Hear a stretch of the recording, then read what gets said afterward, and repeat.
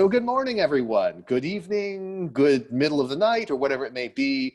Thank you so much for joining us for this Global Scaling Academy community launch event. I am, of course, Chris Ye, the co-author of Blitzscaling and the co-founder of the Global Scaling Academy. And it is my incredible pleasure to introduce an all-star panel of folks who are going to be discussing the issues of scale. So what I want to do is to just briefly tell you about the Global Scaling Academy community. Of course, we'll tell you more about it later on. But our goal with the Global Scaling Academy community is to provide a place where everyone can come together, whether it is entrepreneurs or corporate innovators or investors, to work on the issues of scale. Because as we all know, while it's very important to start companies, it's even more important to scale them. So to begin, let's go ahead and introduce our esteemed panel of speakers. And let's go ahead and start on the entrepreneurship side. We'll begin by using people based on their geographic proximity to me. So Sean, if you would, can you unmute yourself and give a brief, let's say 30-second introduction of who and what you are doing? Sure, thanks, Chris. And good morning, good afternoon, and good evening, everybody. My name is Sean Hinton. I'm founder and CEO of Skyhive Technologies. We are based primarily in Vancouver, British Columbia, in Canada, with a small contingent of folks in the Bay Area. Skyhive is applying artificial intelligence to rapid reskilling of organizations and communities. And so we're active on 4 continents. We are one of the fastest growing companies in Canada and deal primarily with Fortune 500 and Global 2000 organizations, as well as government entities as well. All right, continuing our round of the entrepreneurs. Marcello, you are slightly further away, but still in the same hemisphere. Go ahead. Thank you, Chris. Hello, everyone. I feel very honored to be here today. My name is Marcelo, and I'm the CEO and founder from OMI. And OMI is the #1 management platform in the cloud for small and mid-sized companies in Brazil. So we bring together ERP software, entrepreneurial education, and financial services, all combined in an easy-to-use environment. And we're targeting a $6 billion market in Brazil, since we have 17 million local companies, but less than 10% already have any management software. And our mission here is to unlock the growth potential of Brazilian entrepreneurs. Awesome. Thank you, Marcelo. Now, continuing the theme, since we're going to jump around a bit, let's go ahead and talk about the corporate innovator side. And representing the corporate innovators of the world, a serial entrepreneur and general interesting guy, Truls. Yeah, hi Chris, and hi everyone. Great to be part of this. And in short, in 30 seconds, I guess you would have to put me up as an entrepreneur. I started 12 companies, but also consider myself a change agent, and also great believer that we are smarter together than by our own, even though we might think in some lucky moments that we're pretty smart by ourselves. I do think when we put a lot of smart people together, we can do amazing stuff. So really, really happy to be part of this Scale Up Academy and launch. So thank you for including me, guys. Fantastic. And since we're already over in Europe, because Truls, you're in Norway, I believe just to the south is Jeff Abbott. While originally from the United States of America, Jeff is currently in Copenhagen. So Jeff, why don't you give yourself a quick introduction? Good evening. Thanks to the panelists for joining us, and hello to everyone out there. I'm Jeff Abbott. I'm Chris's co-founder at Global Scaling Academy. And over the course of my career, I've been an entrepreneur, a digital transformation leader inside a corporation, an investor, as well as an educator running an accelerator. So I've kind of come at the challenges of scaling from many sides, and I'm excited to bring so many different elements together to help foment a conversation that hopefully brings results to people in their scaling and innovation challenges around the world. Awesome. And then finally, returning home to Silicon Valley, I have joining us today my good friend Ben Narrison from one of the world's largest global venture capital firms, NEA. Ben, why don't you introduce yourself and tell us about that fantastic library you're in? Thanks, Chris. Yeah, this is my library at home, which was probably my favorite room. And until COVID, I never got to use it. Now I get to use it all day, every day to do these Zooms. Ben Narrison, as was mentioned, I'm a longtime entrepreneur. I spent 25 years as an entrepreneur. I didn't count the number of companies, so I don't have the ability to claim I beat Truls' 12. But for the last 13 years, I've been an active investor. Started off as a seed investor, then became a general partner of a small venture firm, and now I'm a venture partner at NEA. NEA is the largest venture firm in the world, about 27 billion of capital under management, currently investing out of Fund 17, which is a $3.6 billion fund. Awesome. So as you can tell, folks, we have gathered people from all around the world. It's as if we've been gathering the Infinity Stones or something like that to put together this panel for you. And I hope what you'll see is we'll have a great discussion that will bring perspectives, not just from classically Silicon Valley, of course, but all the different ecosystems around the world. So let's go ahead and start again with the founder perspective. So Sean, Skyhive, as you mentioned, is a Canadian company, but I also know you because I met you here in Silicon Valley. You spent a lot of time here. How are the attitudes and techniques of scaling different in Silicon Valley than back in Canada? And how do you process those lessons and convey them to your team? Yeah, it's a great, it's a great question. So I think really there are three areas that I see in terms of contrast. One is a fake Zen proverb that I'll talk about called breaking the bottle. The second one is access to networks. And the third one is growing your team. And so in terms of breaking the bottle, in Canada, we tend to be relatively conservative as it relates to innovation, as it relates to big ideas, as it relates to putting ourselves on the global stage. And as an entrepreneur, I had to go through a process of what we call breaking the bottle, which, Chris, you've been an exceptional help to me in that regard, where, you know, when a Canadian entrepreneur is asked, who is your competitor? You know, they'll say, well, Joe is my competitor on Main Street. A Silicon Valley startup, when you ask who is your competitor, well, my competitor is Microsoft or my competitor is SAP. The proverb of breaking the bottle is you take a duck, a baby duck, and you put it in the bottle and you feed the duck and the duck begins to grow. And eventually the duck is getting too big for the bottle. And what happens is you have to figure out what's going to happen to the duck, or else the duck is going to die. And so you can't take you're not able to take the duck out of the bottle, and you're not able to break the bottle.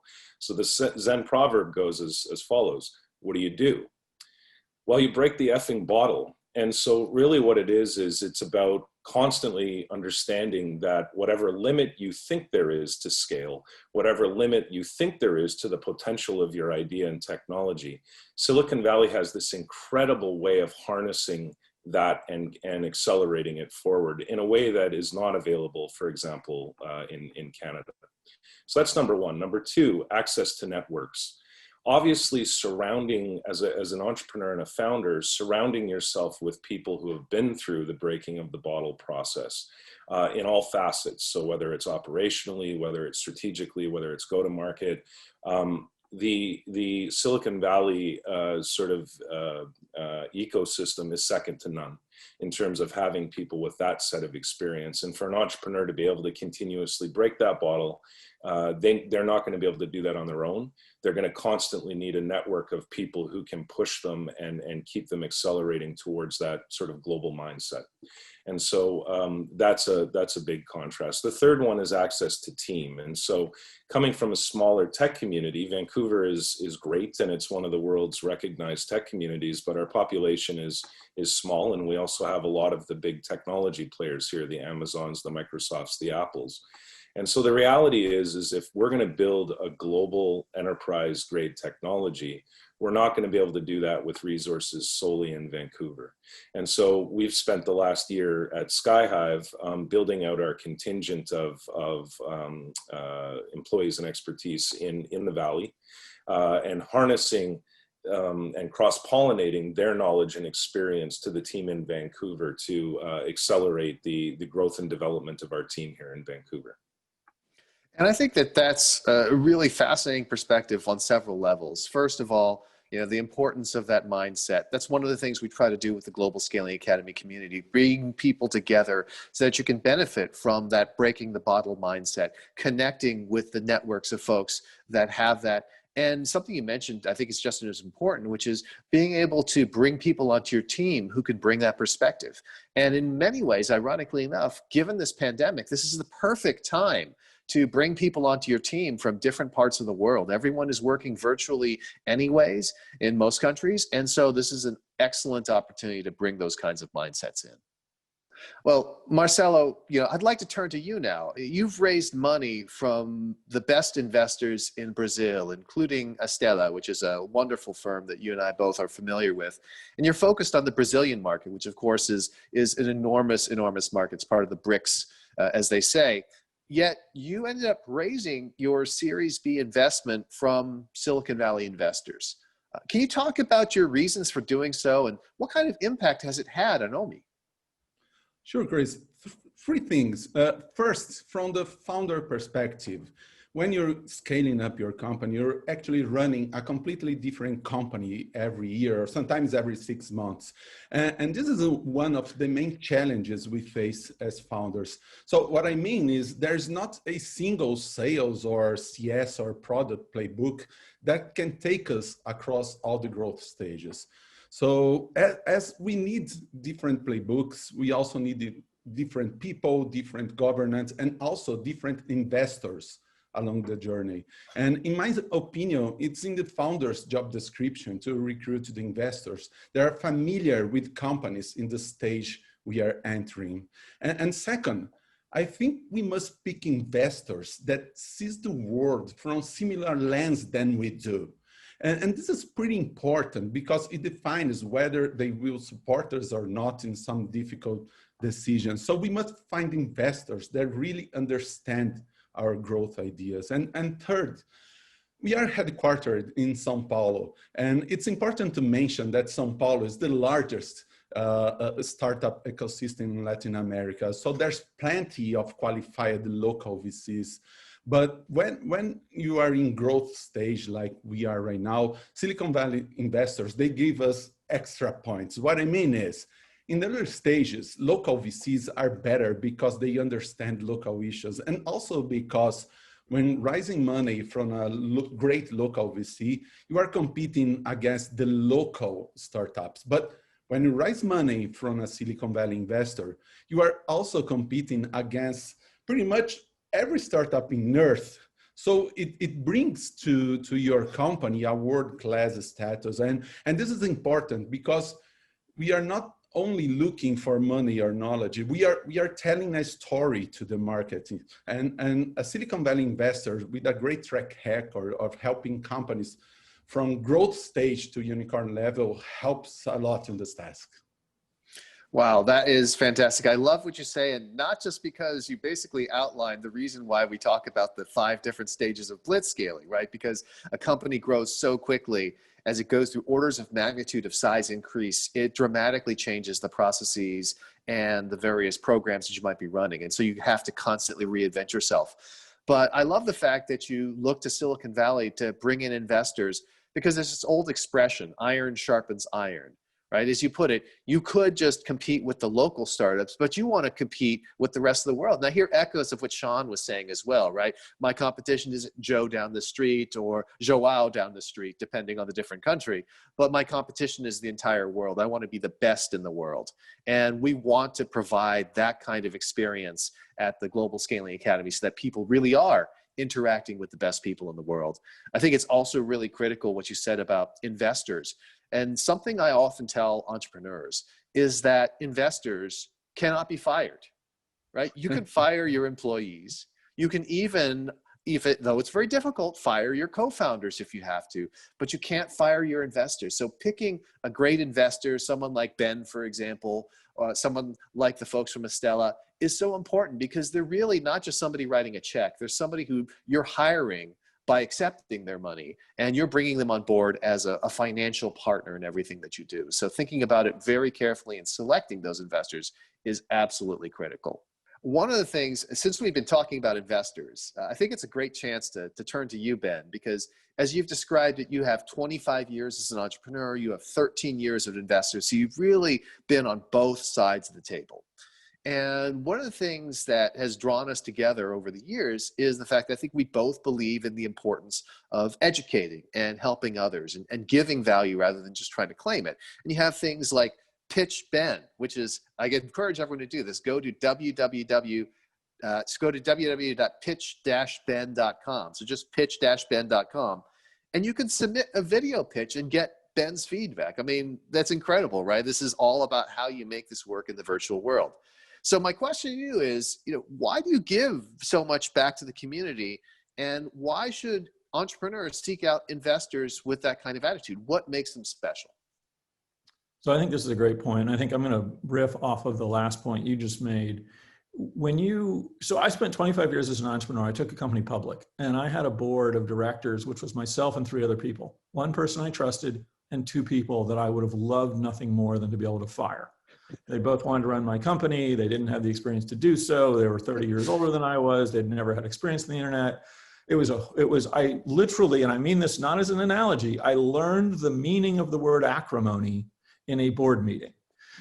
So I've always been hyper obsessed. I was a seed investor for 10 years. I helped about 80 companies raise their rounds. And I was always very obsessed with who they ended up with as a board member.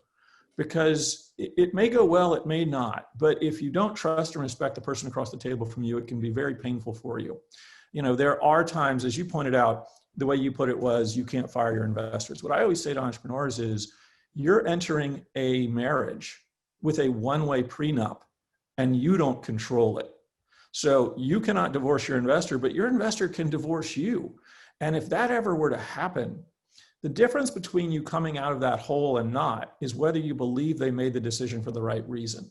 If you look back and you had to leave your own company, which is just a horrific reality for any entrepreneur to comprehend, if you believe the person that made the decision did so because they had no other choice, they believed it had to be done for the company to grow, you will get over it eventually. But if you don't, if you believe that they did it for selfish reasons that were immaterial to the business, and I have entrepreneurs that have suffered through exactly that, you'll be bitter till the end of your days. So I think having the right investor is so incredibly critical. Secondly, sometimes, not always, but sometimes one person can make all the difference. Out of those 80 companies, I know one founder that has told me quite clearly that one thing I learned along the way and shared with him saved the company from being destroyed. Now, I'm glad that happened. I'm not claiming it happened 80 times, right? But sometimes one person can make all the difference in the world. So choosing your investor is critical. The reason I launched Pitch Ben, I launched it years ago, and now it's Pitch-Ben. You can see it on my little icon here. Somebody took the name away from me. Is I want to make sure anybody can get access to Silicon Valley venture capital mindset, right? We're in a world where everything is now virtual. We can have 6 people from 6 different places. We can have 60 people from 6 different places. But I do it because, when I was a young entrepreneur for 25 years, people helped me. They didn't help me with money, I'll tell you that. They mainly helped me when they were willing to give me very hard advice. And it actually angered me a lot of the time until later. Because what I realized later, and here's the thing I want to encourage you to think about, because I've tried ever since I became an investor to be entirely filterless and candid with what I believe to be true. I might be wrong. I'm just telling you what's inside my head. And here's the one thing I want to close with on this. When any investor, because so few will do it, will give you honest feedback, hard to hear feedback, remember that they are putting themselves at risk. Nobody is sitting there thinking, I'm going to have a lot of fun and tell this person why I don't like some part of their business. Every investor knows that if they give you hard feedback, there's a chance that you won't come back. And everybody also knows that maybe they'll be wrong and you'll hit it huge, right? But here's the problem. That's why nobody gives you feedback. And I think that weakens you as entrepreneurs. It's not your job to listen to what I have to say and do it. But I do believe if you get access to talented people, smart people, I'm not saying that's me, listen and decide whether that input is valuable to you and take it away. And remember that they've exposed themselves by giving it to you, and just honor that. There's some jerks out there, but barring those small number, I know 327 investors, I think 3 or 4 of them are jerks. right? It's a hard thing. I do think every investor that has been an entrepreneur, every entrepreneur owes it to other entrepreneurs to pay it forward by giving advice, giving value wherever they can. And that's sort of why I do it. And iron sharpens iron, as I said. And one of the things I've appreciated over the years, and Ben, you know, I've brought entrepreneurs to meet with you, and I've told them, Ben is going to give you his honest opinion. He's not going to do what is easiest, and in many ways, at least in the short-sighted view, the most economically beneficial thing, which is to make appreciative noises, say, I'd love to hear your follow-up, I'd love to stay in touch with you. And then once you actually have a term sheet on the table, say, I believed in you all along. Yeah, that's a pretty classic thing, man. I mean, we could spend a lot of time on this. Like when I was an entrepreneur and the bankers would come to call and tell me how great I was and all this. And I'd be like, oh, this is great. Well, can you do my IPO? Well, you know, you need to get a CFO. We need to see this sort of growth. And I was like, oh, I get it. You're being nice to me so that when the time comes that you want to win, you can come back and say, hey, we were there. We believed in you. You didn't believe in me. You didn't do squat. You sat in the room and you were nice to me. And I still am angry at those bankers for having wasted my time. I can see that. Public, so yeah, I stick with things for a pretty long time. It's a bad trait. I also think that, you know, a big part of it is something you mentioned that's really important, and you can turn this to your advantage as entrepreneurs and founders. So you mentioned that, you know, you may look back on an investor who was honest with you, and who, if you had to leave the company, they did it for the right reasons. And one of the things I often tell entrepreneurs is go find the companies that failed, right? That's how you do due diligence on an investor. Go find the investments they made that failed. Talk to those CEOs, especially if those CEOs had left the company, because they're going to tell you what that person was like during the hardest times, the times when it really mattered. And it's very easy for someone to sound nice and blow smoke up your you-know-what when times are good. But it takes real character to be there and be helpful, but also be brutally honest when times are bad. Truls, I want to bring in now the perspective of the corporate innovator, because again, while you've been an entrepreneur, and I think that's super helpful, you've also been dealing with some of the biggest companies in the world, the biggest companies in Norway. So you have been working to drive innovation within these bigger companies. Very difficult, right? But you have taken this task on. What do these established companies need to learn from founders and investors like Ben, and how does it positively impact their business? Well, Chris, it's kind of it's something we could probably talk about for the next 30 minutes. But my background was from IT, and I thought for a long time as a CEO of an IT company that the IT managers would be the ones getting it in the meaning of they would be the ones transforming their company. So I went around talking to the IT managers and saying, you guys, you are in charge of innovative thinking. That's what IT stands for. So you need to be, taking care of the change. And that really didn't happen. So I kind of got wise after I got the door and banged into my nose and quite a lot of times. So after a while, I thought about it and said, okay, we need to find those change agents within the large companies, the ones that are getting it. And I found to my surprise at the time, but I don't think we should have been that surprised, that these guys were, and guys and gals were pretty lonesome in there. And so it really started when we started the Open Innovation Lab of Norway, which now has 42 of Norway's largest and best innovative companies among its members. It started more or less by accident. Said, you're so low, you've been hitting the door, banged in so many times that you need to talk to someone which is in a similar position. So the guy from Equinor needs to talk to the guy in charge of disruptive thinking in the biggest bank in Norway, and they need to talk to the one in charge of the airline. And when that started to happen, we kind of found out that although a lot of things were different, some of the challenges were the same. And then when we brought in some of the scale-ups and some of the startups, we kind of found out that it's about learning from each other. It's about putting the other shoe on, and not only putting it on, but to walk a mile in that shoe.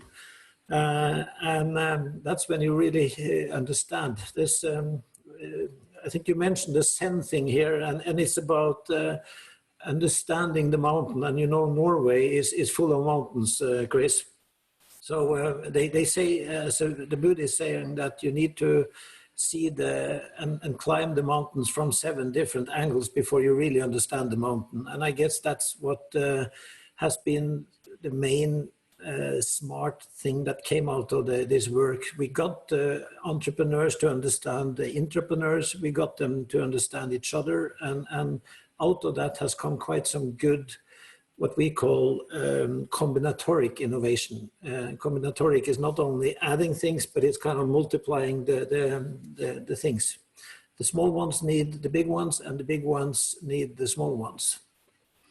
Yeah, and I think something you said really resonated with me, which is that, especially for those corporate innovators, it's a lonely journey, right? They don't have a lot of people around them that support them.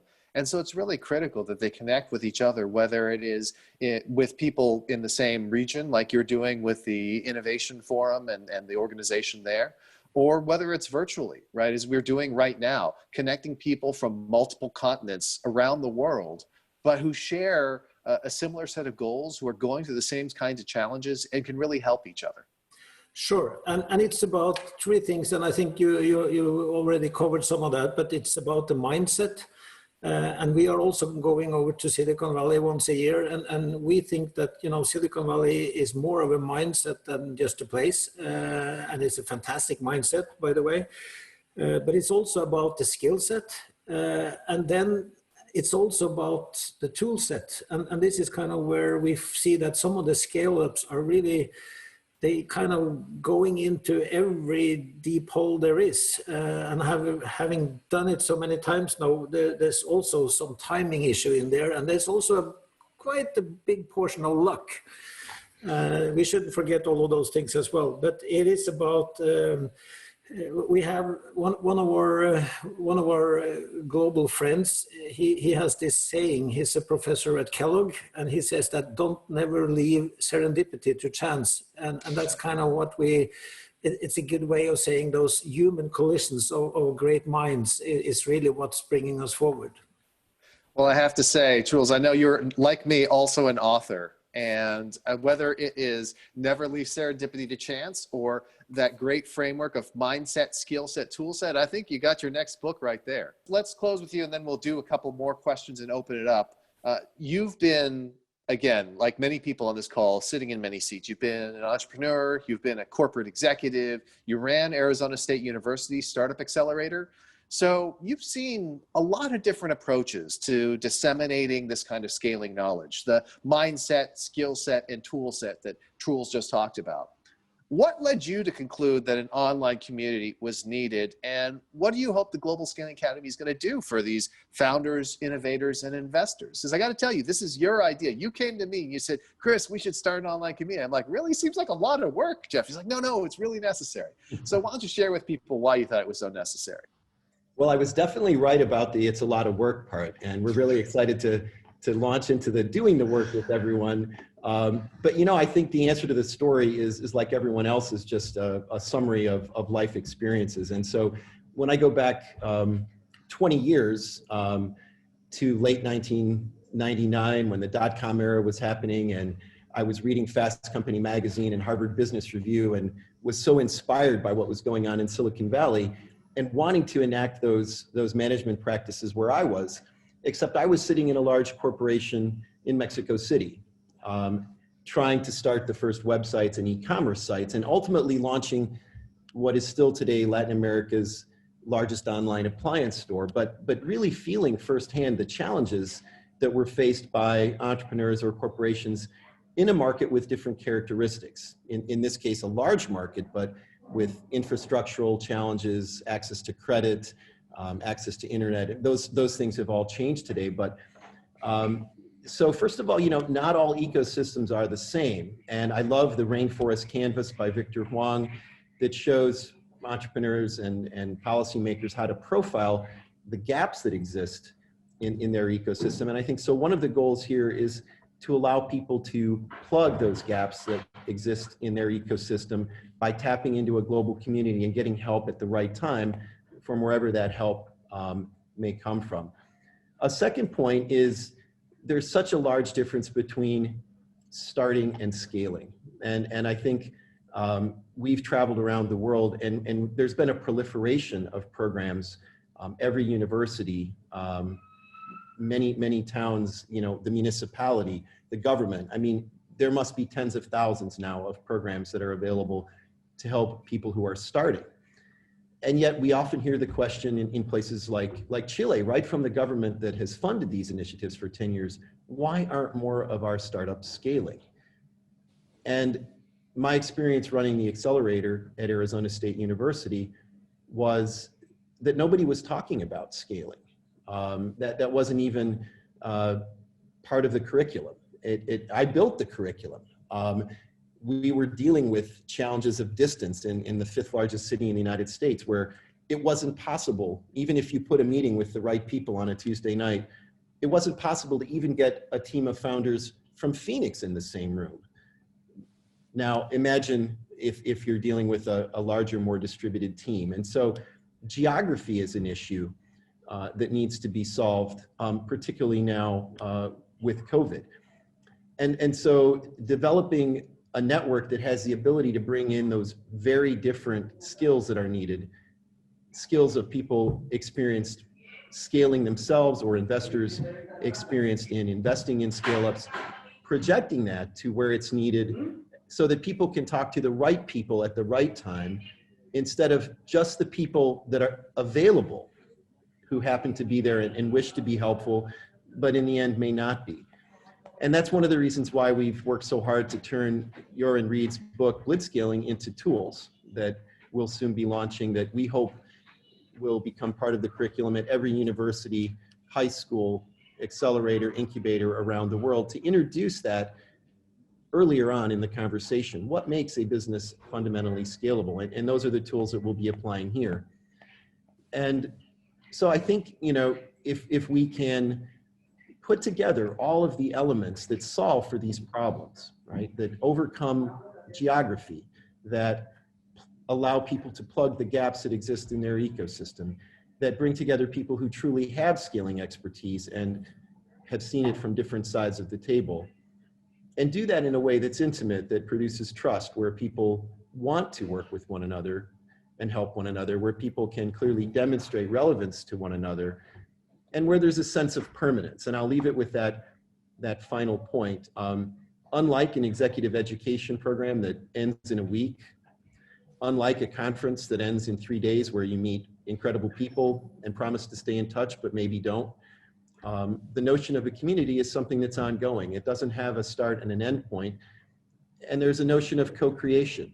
And I think I'll be the first to say that I certainly don't have all the answers, but I'm someone that's fundamentally curious. And when I can't find an answer, I go looking for the person who can.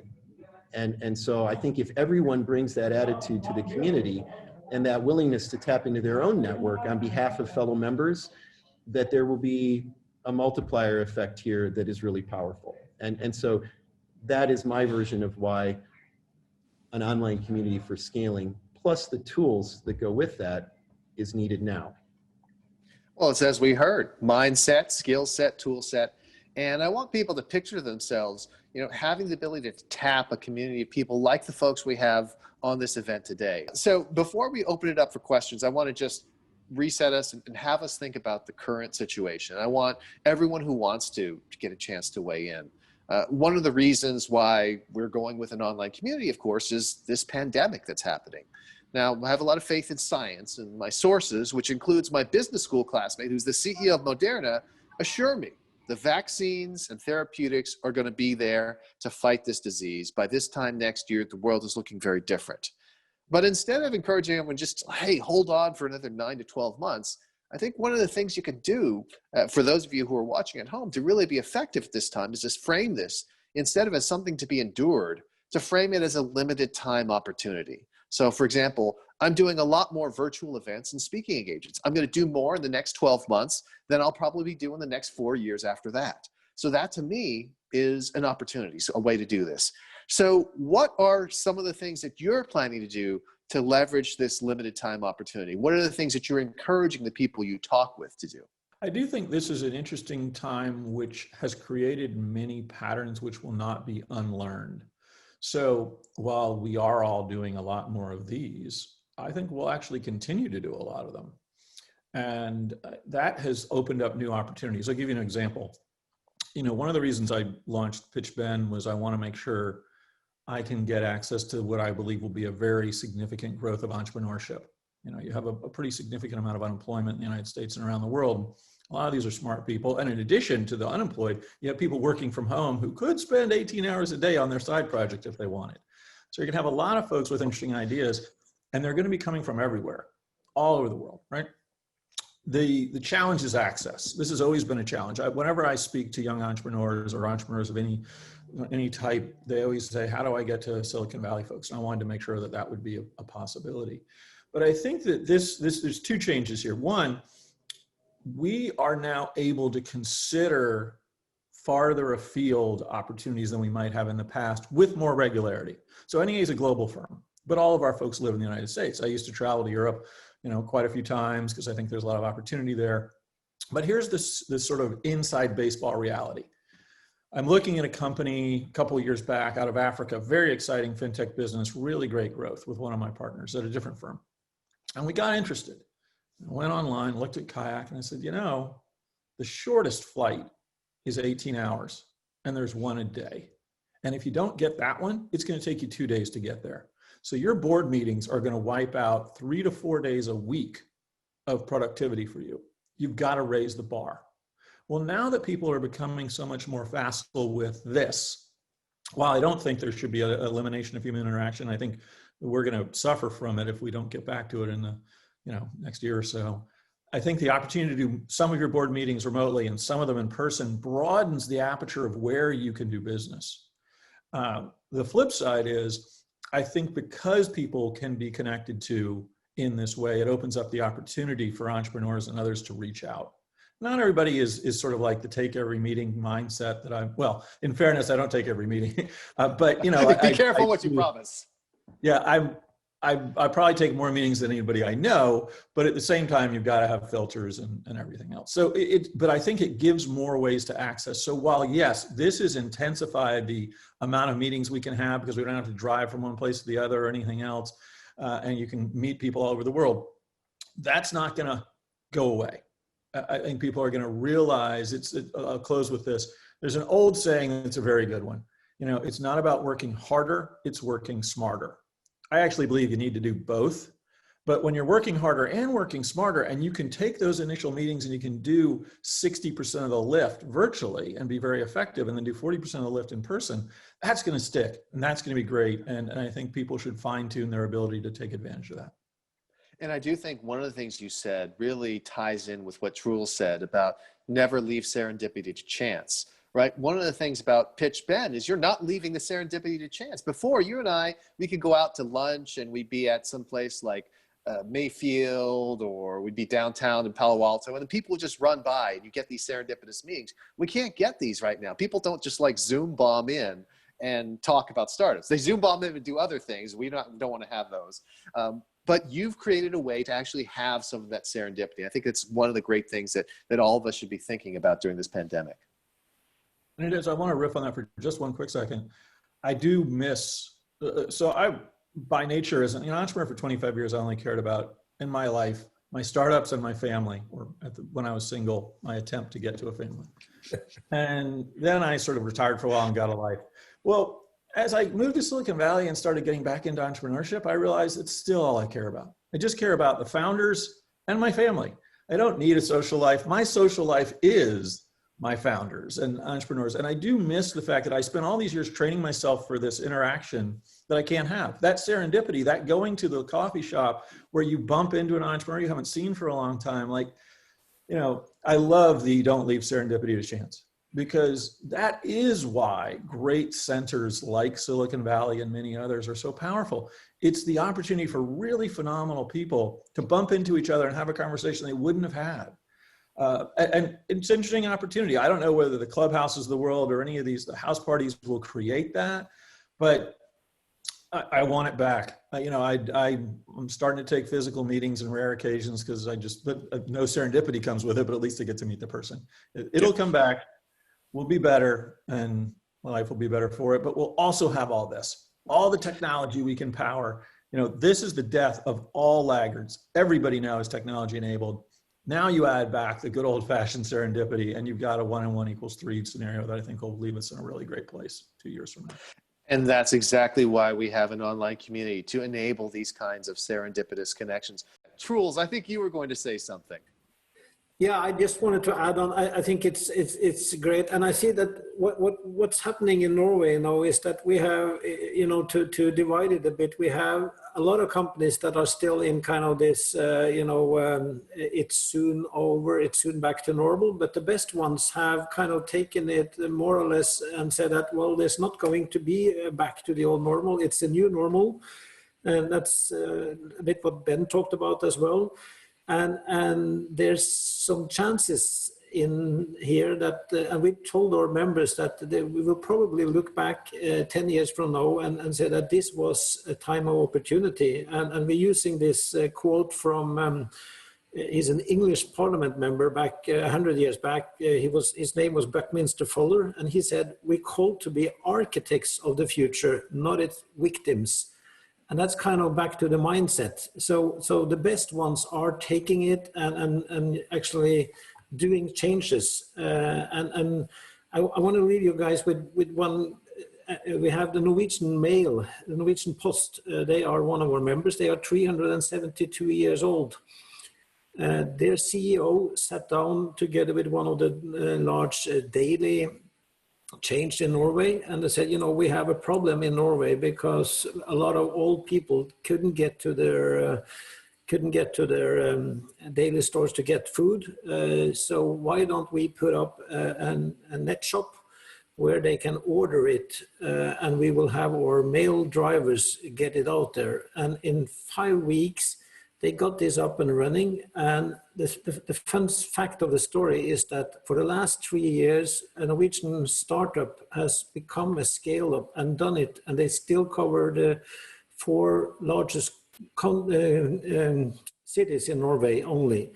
Whereas these 2 old companies in 5 weeks managed to cover the whole of Norway just by adding their strengths. The one company had all the drivers, the other had all the shops, and they put it together. And in 5 weeks, they basically just took away the advantage that this startup that had become pretty popular with some investors had been enjoying for the last 4 years.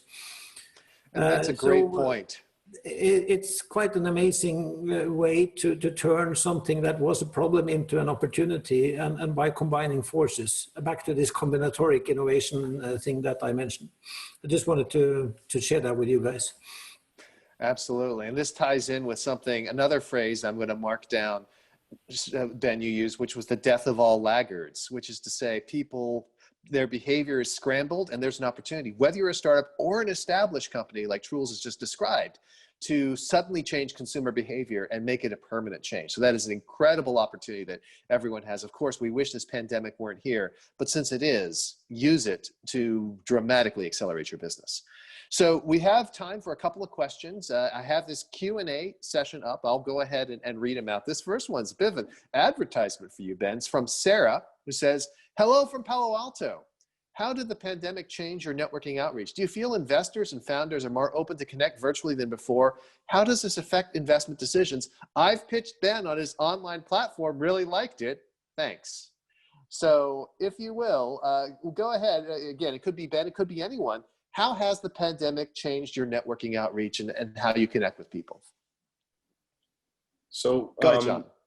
Yeah, so we at Skyhive have had the interesting experience of actually doing a raise during this time, and the raise was completely through Silicon Valley, and it was actually, as an entrepreneur, extremely refreshing. I got to spend my time focused on quality of information and meetings as opposed to airplanes and hotels and back and forth from Vancouver into the Bay Area. I also believe that there's been a lot of efficiency sort of recognized as a result of just being focused on our Zoom calls every day and just being focused on process. And so the round was relatively smooth in that regard. And so I've actually seen, my experience would be that this has been a benefit to the fundraising process and engagement with investors and the board. Awesome. You know, I've noticed. Anyone else want to weigh in? Ben. Well, I'll mention separate from my own efforts that, you know, NEA about a month or two into the pandemic, and we acted pretty early compared to many, which I'm proud of our partnership for having done, did its first Zoom only investment. It was an international company. You know, what was interesting in terms of what's different, you know, we've talked about this a lot, and I talk about this because talking helps me think. You'll notice sometimes I talk to think. You do a lot more meetings. You do a lot more time with the entrepreneur. Now, you don't get the face-to-face. But, you know, in this instance, I think the partner that led the deal had 15 Zoom sessions with the founder, separate from what happened with the broader partnership, right? Now, I will admit that I am not yet ready to write a check to somebody I haven't met. So I'm working on a deal right now where I said to the entrepreneur, look, we've done all these meetings. If you're comfortable with it, I'll fly to meet you. He said, no, I'm going to be in San Francisco. I'll meet you. And we had dinner. Now, you know, we bumped elbows and we sat across from each other and everything else. I've only had about 5 in-person meetings, but it is still important to me. I do think there are opportunities to do funding entirely without that face-to-face, but it's harder. But so the main thing that's changed is that you do have, it's an efficient process, as you pointed out, Sean, and it's an efficient process, but it probably takes longer with some exceptions. There's certainly, the tale of two cities has probably been exacerbated a bit. You know, it's always been the case that sort of the most exciting things get the most attention, the other things take forever. I used to tell my entrepreneurs when I was helping them raise money that there's only 2 speeds in fundraising, glacial and rocket ship. And you spend a long time in glacial to get to rocket ship, and it tips over one day and you go from nobody cares to, oh my God, I've got 3 term sheets, if you're lucky, right? So, and luck is hard work and serendipity combined. So it's probably a bit more exaggerated now because it's hard to sort of get that spark going. But for the companies that are viable for it, you know, it can be a relatively rapid process. When it's not a relatively rapid process, though, here's the healthy part of that. Nobody wants to spend time fundraising. Like as an entrepreneur, I hated it. I wasn't actually that good at it. I mean, I put most of the money into my own company that I took public, right? It's like, if I could have raised money, maybe I wouldn't have been able to go public. Well, I'll tell you this, if I had raised money, remember how much I disliked my board? I would have been fired. Like the only reason I survived as the CEO of my company is that I own most of it, even post-IPO, right? So the advantage of the longer process, go back to the point, Chris, you made about you can't fire your investor, and I made that it's a one-way prenup. These are 7 to 10 to 12 to 15 year journeys at this point. You're going to be with that person for a long time. Taking the extra time to make sure you're with the right person for both of us, for the investor deciding on the entrepreneur, and for the entrepreneur deciding on the investor, that's good. And I think this will continue. I think this, you know, having more access. I just did a debrief call with a company I'm considering investing in LA, and we spent 2.5 hours on the phone going through his deck because he's going to present to the partnership. And while I've seen him now 10, 12 times, they're going to be seeing him for the first time. And I want his hour to be as efficient as possible. So, you know, I think the number of contacts is increasing, and the fact that we're using virtual is a really good thing. That's a primary change. Awesome. So I think we have time for maybe one more question before we guys to start wrapping up. So I apologize to everyone who has your questions that we haven't answered, but don't worry. Remember, if you join the Global Scaling Academy community, you can get all your questions answered all the time. The question comes from Boyd, who has 2 questions. One is, what are the nuances of applying blitzscaling techniques to enterprise software companies with longer sales cycles? Tune in soon for a course in Global Scaling Academy, I'm sure I'll do, which is called Applying Blitzscaling Techniques to Enterprise Software Companies. So let's focus on the second one, which I think the panel is very well equipped to weigh in on, which is, do you advocate a contrarian view to most startup advice related to how much founders should stay close to home early on? I.e., we are European-based, but we have demanded US, APAC, LATAM, India. We are just now working on a Series A and are understaffed to support such geographic dispersion. So should entrepreneurs around the world focus on their home markets? Should they go global immediately? How do you know which one of these you should do? And some of you are dealing with this right now, so I figured you'd have some answers. Yeah, so from my perspective, so my background, I was CEO of a private corporation for a number of years. I was a hired gun. I wasn't an entrepreneur. That was a significantly global organization. And so I spent the better part of a decade living abroad, building out international markets. So my mindset going into building Skyhive was completely global from day one. And specifically, as I think it relates to enterprise, you have to sort of segment where the Fortune 500 and Global 2000 are, and you're basically talking about 5 main epicenters around the world. The other thing is the nuance in terms of global or local is your clients, if for example it's a Fortune 500, they may have 78 different locations across 36 countries. And so there needs to be a global mindset from day one. Whether or not you go down the process of localization and building your sales organization, et cetera, really has to be on the pace of the business and the ability to actually deliver to those operations. But the global mindset needs to be there from day one, building the business and going to market. Fantastic. Marcelo, you're dealing with something similar. I think you're about to say something as well. Yes. We are working only in Brazil because, you know, ERP takes care of all the legislation and things like that. So it's hard to think about go overseas. But on the other hand, Brazil is such a wide and complicated and multicultural country that it feels like global. We are dealing with 27 different states with different people. So as an example, it's easy to make someone from Brazil south to sell something to someone in the north, but the other way around is not true. So in the end of the day, you must have people in the ground everywhere to understand the nuances and how people run businesses on their region. So it's a kind of local business, but in such a huge market that feels like a global company. No, definitely. And that's the thing, right? Here in the United States alone, I'm like, is California the same as Alabama? Well, it's the same currency, but there's a lot of differences. So I definitely feel you on that one. So I do want to start the wrap-up process. I mean, it's just incredible the kind of insights and knowledge we've had on stage today. I mean, I know it's always something where I learn something, and here I know all of you, and yet I've learned new things today. And so that's the kind of learning we're trying to drive with the Global Scaling Academy community, to have people come together with really different backgrounds to share knowledge that really is insight you can apply right away. And to that end, Jeff, so we've shown people a little taste of the Global Scaling Academy community. What do they need to do to get started? How do they sign up? Where should they go? So the Global Scaling Academy community is going to be run on a community platform. And to sign up, all you need to do is go to globalscalingacademy.com. We're running a lifetime special right now for the rest of the day, and for anybody on this webinar for the next 72 hours. It represents a 75% savings. And from what I hear, people in Chris's family live pretty long. So a lifetime membership could actually turn out to be a value. I've actually seen he's purchased a rocking chair for his new back porch. So I think you can be comfortable that lifetime means quite a few years.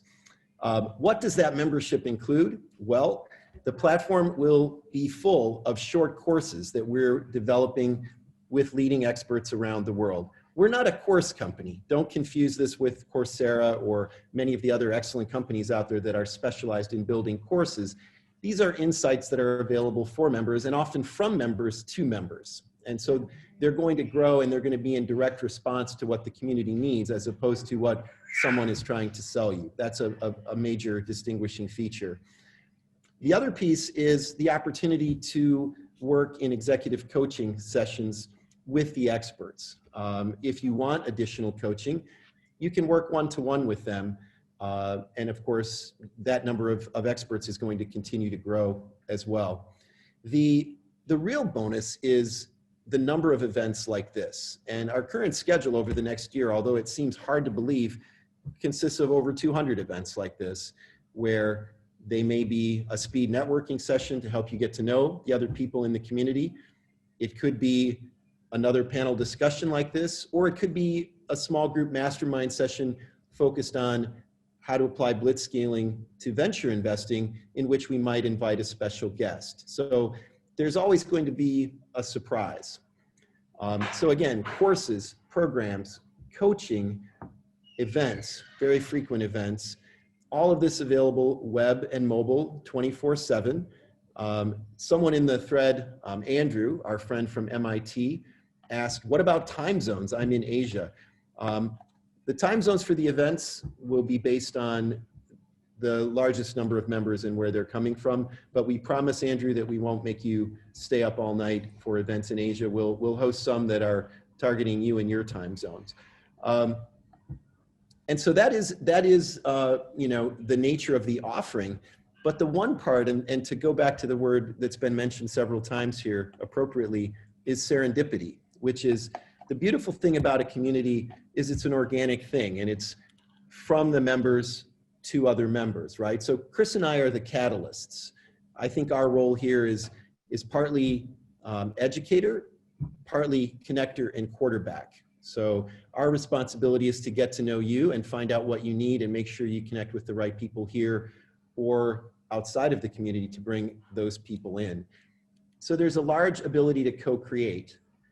Truls, we're excited to be working with you at the Open Innovation Lab in Norway. And that partnership means that we're going to be listening to you. How can we adapt the community and its offerings to what's needed by your partners in your organization in Norway? We're not telling you what we think or selling you a pre-existing program off the shelf.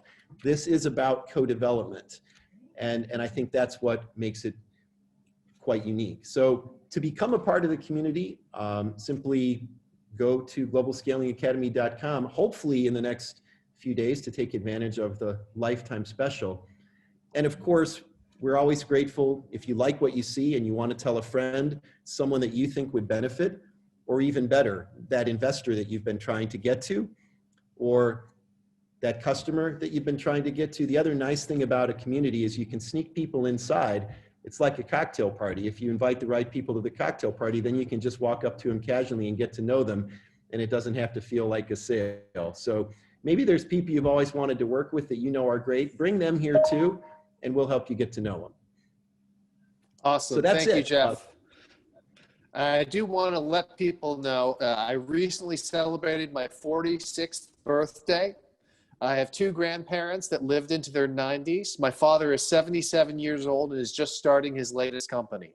So you can be assured that a lifetime membership is for a really long time. So I want to thank our incredible panelists, and I'll invite you guys to say any final words you want. But please, for Sean, for Marcelo, for Ben, for Truls, and of course, for my partner in crime, Jeff Abbott, thank you so very much. Any final words you guys want to share? Yes, I would like to jump in, Chris. I think the best thing we can do for the world at this moment as entrepreneurs is to concentrate maximum efforts on growing or blitzscaling our businesses and also helping others to do the same. And this is because another very sad effect of the crisis is to increase the poverty levels all across the globe.